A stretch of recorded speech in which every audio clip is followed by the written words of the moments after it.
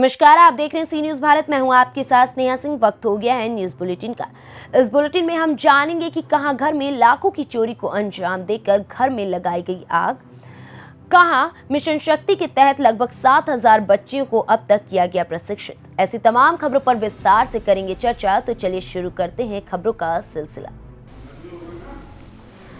पूर्व प्रधान का कार्यकाल समाप्त हुआ तो नवनिर्वाचित प्रधान के हाथ गांव की कमान आते ही गौवंश आश्रय की भी बदहाली नसीब बदलती अब दिख रही है। सीएम योगी की सरकार में लगातार गौ माता की रक्षा के लिए गौवंश आश्रय के लिए करोड़ों रुपए खर्च किए जा रहे हैं, फिर भी गौवंश आश्रय अपनी बदहाली पर रो रहे हैं। गांव की नई सरकार आते ही गौवंश आश्रय की अब नसीब बदल रही है और उन्हें भी नया जीवन मिल रहा है। दर्शकों को दिखाया जा रहा है कि यूपी के बाराबंकी तहसील व विकास खंड सिरौली गौसपुर ग्राम पंचायत बिरौली गौवंश आश्रय से जुड़ा हुआ ये पूरा मामला है, जहां पर नए प्रधान का हाथ जब से गांव की कमान आई है तब से यहां की दशा अब बदलती हुई नजर आ रही है। गौवंश आश्रय की भी अब बदहाल तकदीर को नए प्रधान बदलने में लग गए हैं।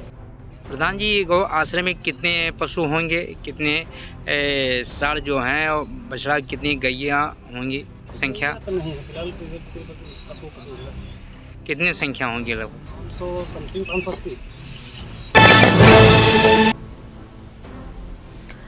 आज भदोही नगर अंतर्गत ग्रीन व्यू पब्लिक स्कूल में मिशन शक्ति के तहत चल रहे आत्मरक्षा ट्रेनिंग शिविर का शुभारंभ किया गया, जिसमें भदोही पुलिस अधीक्षक डॉक्टर अनिल कुमार मुख्य अतिथि के तौर पर उपस्थित हुए। उन्होंने दीप प्रज्वलित करके कार्यक्रम का शुभारंभ किया। साथ में विशिष्ट अतिथि के तौर पर युवा नेता डीएम सिंह गहरवार ने भी मौजूद रहे। उन्होंने कहा कि जिले भर में अब तक 7,000 से अधिक बच्चों को हमारी टीम आत्मरक्षा की ट्रेनिंग दे चुकी है। पुलिस अधीक्षक अनिल कुमार ने बच्चों में उत्साह भरा और कहा कि आपके लिए 10, 90 और 112 की जानकारी मैं दे रहा हूं। मौके पर विद्यालय के प्राचार्य राम सिंह ने अतिथियों का धन्यवाद ज्ञापित किया और मुख्य रूप से राष्ट्र खिलाड़ी और मिशन शक्ति के ट्रेनर आदर्श शुक्ला और सुमित गुप्ता और उनकी टीम भी उपस्थित रही।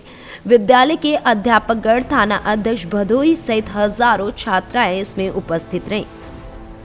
भदोही से सी न्यूज़ संवाददाता लोकेश वर्मा की रिपोर्ट। आपको बता दें कि रविवार को समर्थ नवोदय अभियान द्वारा संचालित निःशुल्क नवोदय विद्यालय प्रवेश परीक्षा कोचिंग के मरथरा एटा पर 15 मेधावी अभ्यर्थियों को निःशुल्क कोचिंग प्रदान कराने हेतु एक चयन परीक्षा का आयोजन प्राथमिक विद्यालय जगरूप मरथरा एटा पर किया गया। परीक्षा में कुल 193 बच्चों ने प्रतिभाग किया। उक्त परीक्षा प्रभारी अनुज प्रताप सिंह, केंद्र प्रभारी गौरव माथुर एवं अंशु राजपूत के कुशल नेतृत्व में समय अनुसार एवं सफलतापूर्वक संपन्न हुई। एटा से सी न्यूज़ संवाददाता राघवेंद्र की रिपोर्ट। आज पुलिस झंडा दिवस के अवसर पर अपर पुलिस अधीक्षक गोंडा शिवराज ने पुलिस लाइन में झंडारोहण कर सलामी दी और पुलिस महानिदेशक उत्तर प्रदेश के संदेश को उपस्थित पुलिस अधिकारियों कर्मचारियों गणों को पढ़कर सुनाया और झंडा दिवस के बारे में विस्तार से बताया।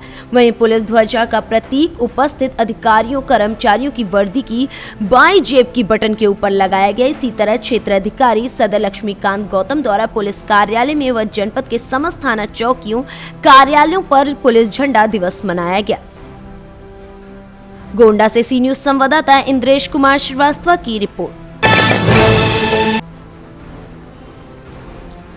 देवरिया जिले के बरज थाना क्षेत्र के चकरा नौनार गांव में मंगलवार की सुबह गोली चली, जिसमें 2 लोगों की मौत हो गई। वहीं 6 लोगों के घायल होने की सूचना। मामले के पीछे पुरानी जमीनी विवाद की रंजिश बताई जा रही है। मिली जानकारी के मुताबिक क्षेत्र के चकरा नौनार गांव में मंगलवार की सुबह कई राउंड गोली चली, जिसमें 4 लोगों को गोली लगी है। फिलहाल इस पूरे मामले में अब पुलिस अग्रिम कार्रवाई करने में जुटी हुई है। वहीं सूचना मिलने पर पुलिस अधीक्षक डॉक्टर मिश्रा ने जिला अस्पताल पहुंचकर परिजनों से घटना की जानकारी भी ली।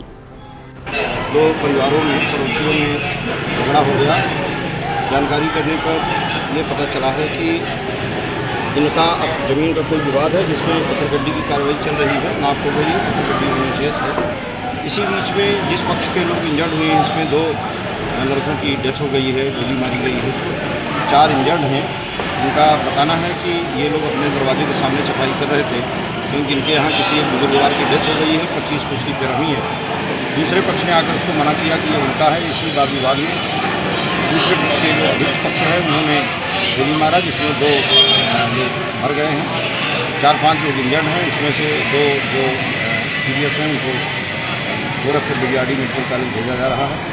दोनों ही पक्ष सगे पटीदार हैं, यादव पक्ष हैं, और एक पक्ष ने अपने लाइसेंसी बंदूक से वहाँ फायरिंग किया है। देवरिया से सी न्यूज संवाददाता ज्ञानेन की रिपोर्ट। यूपी के कौशाम्बी में सिराथू विधानसभा के सायरा मैदान में सोमवार को समाजवादी पार्टी के कार्यकर्ता सम्मेलन आयोजित हुआ। कार्यकर्ता सम्मेलन के मुख्य अतिथि सपा के राष्ट्रीय महासचिव एवं पूर्व कैबिनेट मंत्री इंद्रजीत सरोज के कार्यक्रम स्थल पर पहुंचते कार्यकर्ताओं ने उनका जोरदार स्वागत किया।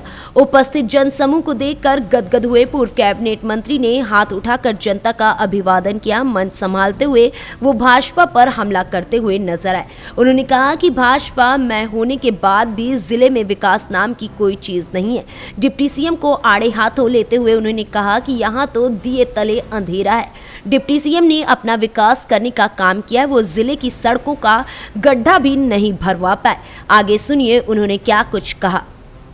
मंत्री जी, बीजेपी के राष्ट्रीय अध्यक्ष जेपी नड्डा का बयान है कि हम राष्ट्रवाद को लेकर चलते हैं, क्या?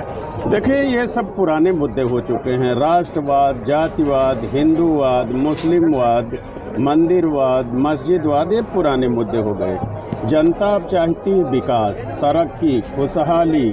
किसान चाहता है कि उसके लागत का 2 गुना मूल्य मिले। नौजवान चाहता है कि नौकरियां मिलें जो है।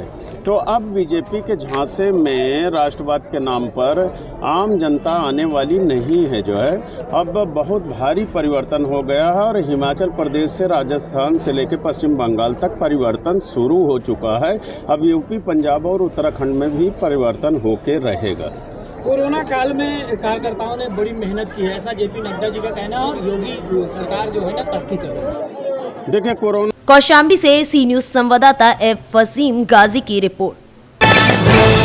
विकास खंड पूरनपुर की न्याय पंचायत जटपुरा की ग्राम पंचायत टंडोला में उच्च प्राथमिक विद्यालय में शिक्षा विभाग द्वारा न्याय पंचायत स्तरीय खेलकूद प्रतियोगिता का विशाल आयोजन किया गया। इस कार्यक्रम में मुख्य अतिथि के रूप में ब्लॉक प्रमुख प्रतिनिधि आशुतोष दीक्षित उर्फ राजू द्वारा फीता काट कर शुभारंभ किया गया। इस कार्यक्रम में अनेक प्रकार की प्रतियोगिताएं आयोजित की गई, जिसमें लंबी दौड़ प्रतियोगिता को मुख्य अतिथि आशुतोष दीक्षित ने हरी झंडी दिखाकर दौड़ का शुभारंभ किया। वहीं लंबी दौड़ में बालक बालिकाओं ने भाग लिया, जिसमें प्रथम, द्वितीय व तृतीय स्थान प्राप्त करने वाले छात्र व छात्राओं को स्मृति चिन्ह देकर सम्मानित किया गया। इस कार्यक्रम में प्रमुख रूप से प्रधान संगठन के जिला अध्यक्ष नरेश पाल सिंह, सांसद प्रतिनिधि मिलाप सिंह, ग्राम प्रधान कार्यवाहक सलीम खान, पूर्व प्रधान विपिन सिंह, पूर्व प्रधान अनुपम शर्मा, मंडल महामंत्री भाजपा अलचेंद्र मिश्रा के साथ साथ न्याय पंचायत के सभी विद्यालयों के सम्मानित अध्यापक व अध्यापिकाओं की पूर्ण रूप से मौजूदगी रही। क्या बता पाएंगे? मरीज आए हैं हमारे पास, 6 मरीज आए हैं, जिसमें से 2 तो मृतावस्था में आए थे, बाकी 4 का इलाज कर रहे हैं। उनको हमने बीआरडी मेडिकल कॉलेज गोरखपुर के लिए रेफर कर दिया। क्या हुआ है सर? पीलीभीत से सी न्यूज संवाददाता हैदर खान की रिपोर्ट। शाहजहांपुर के काला पीपल के पनखेड़ी तालाब में नाबालिग का शव मिला। काला पीपल निवासी 7 वर्षीय समीर शनिवार शाम से ही लापता था। परिजनों ने काला पीपल थाने में अपहरण का मामला दर्ज करवाया था। वहीं परिजनों ने सड़क पर नाबालिग का शव रखकर प्रदर्शन शुरू कर दिया। लगभग 2 घंटे तक काला पीपल भोपाल मार्ग चक्का जाम भी किया। परिजनों ने हत्या कर शव तालाब में फेंकने की आशंका जताई है। पुलिस पर समय रहते कार्रवाई न करने का मृतक के परिजनों ने आरोप भी लगाया। वहीं एसडीएम ने प्रदर्शन कर रहे लोगों को उच्च स्तरीय जांच का आश्वासन दिया। मौके पर भारी पुलिस बल मौजूद है। शाहजहांपुर से सी न्यूज संवाददाता संदीप गहलोत की रिपोर्ट। यूपी के हसनपुर नगर के संभल अड्डा के नजदीक रात को चोरों ने घर में लाखों की चोरी को अंजाम देकर घर में आग लगा दी, जिससे आसपास के क्षेत्र में कोहराम मच गया। घटना की सूचना पुलिस को दे दी गई है। आपको बता दें कि गृहस्वामी कासिम और उसके परिजन साले की लड़की की शादी में गए हुए थे। घर का ताला लगा हुआ था। रात के लगभग 3 बजे कासिम के घर में अज्ञात चोर पीछे से रस्सी डालकर घुस गए। घर में रखे लगभग 5 लाख रुपए सहित 8 लाख के सोने के आभूषण चोरी कर लिए। चोरी को अंजाम देकर चोरों ने घर में आग लगा दी। मोहल्ले वासियों ने जब ऐसा देखा तो कासिम को फोन पर सूचना दी। मौके पर पहुंचे कासिम ने जाकर देखा तो घर में धू धू कर आग लग रही थी। बमुश्किल मोहल्ले वासियों के द्वारा आग पर काबू पाया गया। गृह स्वामी कासिम ने जानकारी देते हुए बताया कि वह शादी में गया हुआ था, तभी चोरों द्वारा इस घटना को अंजाम दिया गया है। वहीं घर में चोरी और आग लगने से परिजनों का रो रो कर बुरा हाल है। क्या नाम है आपका? मेरा नाम मोहम्मद कासिम है। कासिम भाई, यहाँ जो आपके घर में आगजनी हुई है और लूट मार हुई है, क्या है पूरा मामला? मतलब ये है सर कि सब लोग गए हुए थे, मेरे साले की लड़की की शादी थी और उसके बाद में रात हमें 3 बजे इसकी सूचना मिली। मोहल्ले वाले पूरे गवाह थे और आग लग रही थी। कुछ लोग आए और चढ़ाए, कुछ ऐसी चीज़ से आग लगाई गई कि सारा घर का तहस नहस हो गया। सब फरस सब टूट रहे थे और मैं बर्बाद हो गया। तो क्या आपकी किसी से दुश्मनी है या कोई? दुश्मनी नहीं सर, मैं बर्बाद होकर यहाँ से गया हुआ था। पहले मैं सिट्टे का काम करता था 3 साल पहले। क्या नाम है? मोहम्मद आसिम। आसिम, ये जो तुम्हारे घर पे जो मामला हुआ है, क्या मामला है? मामले ये था, कल मामा की लड़की की मंडा था, सब शाम को चले गए थे। उसके बाद ये रात 3 गली में से फ़ोन आया मेरे पास भी 2:30 बजे। घर में जब देखा तो आग की लपटें लगी पड़ी, सारे कमरों के लोग टूटे हुए, अलमारी टूटी हुई, सब कुछ चीज़ जेवर सब पैसे वैसे सब गायब हो गए और बहुत बुरी तरीके से आग लगाई, जिसकी वीडियो भी मौजूद है। तो किस तरीके से मतलब आपके घर को जो इस घटना को अंजाम दिया गया, कैसे कैसे लोग यहाँ पर पहुँचे होंगे? यहाँ पर पीछे रस्सा बंधा हुआ है। और अमरोहा से सी न्यूज संवाददाता गौरव शिमाली की रिपोर्ट। विगत 15 दिवस पहले से रीवा जिले के पनवार क्षेत्र अंतर्गत नरसिंहदास महाराज का आश्रम कुटी के नाम से प्रसिद्ध है, जहां पर आश्रम की जमीन में धोखाधड़ी करने वाले के खिलाफ अनशन शुरू हुआ था। बताया जाता है कि अनशन में बैठे ब्राह्मणों और संतों का कहना है कि हमारी मांगे अभी तक पूरा नहीं हुई है।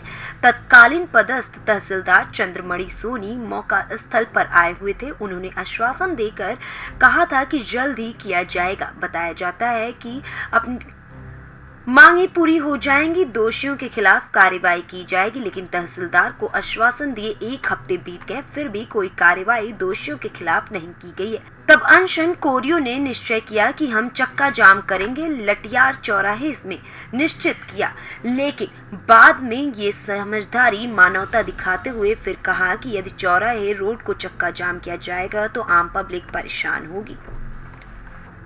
वहीं इस दौरान बताया गया कि आरोपी प्रशासन से खुद को ज्यादा ताकतवर और सोर्स वाले मान रहे हैं।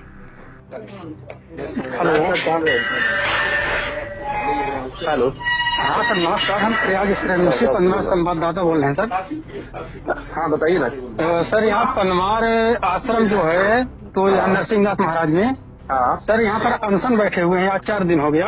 हाँ, कक्षा अधिकारी सर कोई अभी तक नहीं है, इसके बारे में आप क्या कहना चाहते हैं सर? पनवार में? जी जी जी। नहीं यार, मुझे जानकारी नहीं थी, मैं भेजता हूँ किसी को, है ना। आपको जानकारी नहीं हुई है सर? नहीं, मुझे नहीं। यहाँ तो बता रहे हैं कि हम सबको ज्ञापन के माध्यम से हमने तो दिया है। लगता है मेरे ध्यान में नहीं हो, मैं भिजवाता हूँ किसी को, ठीक है? जी जी सर, हम इसी में मौजूद हूँ अभी। जी जी। मैं हरीश तिवारी, जो मैं यहाँ आमरण सन 8/11/2021 से नरसिंह आश्रम परमार कुटी जिला रीवा में बैठा हूँ। हमारी मांग थी कि अनंतो दास जो नरसिंह दास का पुत्र बन के फर्जी मतदाता सूची में नाम दर्ज करवा लिया है, उसकी जांच कर FIR दर्ज कराई जाए, किंतु आज तक कलेक्टर महोदय रीवा द्वारा उसके विरुद्ध कार्रवाई नहीं कराई गई, जिस कारण हम लोगों को काफ़ी दुख और खेद है कि एक भ्रष्टाचारी को जिला प्रशासन द्वारा पनाह दिया जा रहा है। ग्रामीण वासियों द्वारा दिनांक 23/11/2021 से लटियार में चक्का जाम करने का संबंधी ज्ञापन पत्र सौंपा गया था। मैं ग्रामवासियों से अनुरोध करता हूं कि आप लोग चक्का जाम न करें, क्योंकि चक्का जाम करने से आम जनता परेशान होगी। मैं आम रीवा से सी न्यूज संवाददाता रोहिणी कुमार की रिपोर्ट। फिलहाल इस न्यूज बुलेटिन में बस इतना ही। देश विदेश की ऐसी तमाम खबरों को देखने के लिए बने रहें सी न्यूज भारत के साथ।